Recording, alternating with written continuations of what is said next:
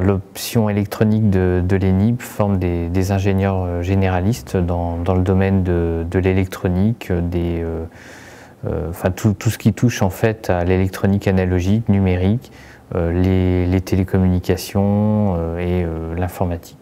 Donc le but, c'est de permettre aux étudiants d'être capables de travailler avec des systèmes à microprocesseurs relativement complexes. Il y a d'une part un aspect compréhension des architectures matérielles et d'autre part être capable de mettre en œuvre le logiciel pour réaliser des applications intéressantes qui vont entre autres permettre de faire de ces systèmes-là des systèmes communicants. Deuxième axe de formation de l'option électronique, c'est tout ce qui est traitement du signal, système de vision. Ça c'est un petit peu plus théorique. C'est mettre en œuvre toutes les techniques de manipulation des signaux échantillonnés. Donc ça peut être de la voix, ça peut être des mesures de température ou de tout ce qui est mesurable au sens large du terme. Autre aspect de cette thématique également, c'est tout ce qui est vision, donc le traitement des images. Les images, ce sont des signaux bidimensionnels et on peut appliquer un certain nombre de techniques pour traiter les images, pour faire de la reconnaissance de forme par exemple.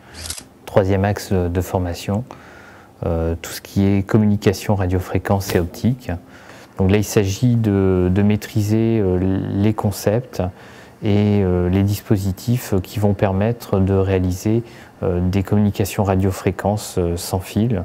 Donc derrière les applications, c'est tout ce qui est téléphone portable, Wi-Fi, Bluetooth, etc. Et puis tout ce qui est transmission sur fibre optique, donc comment ça marche, comment c'est caractérisé.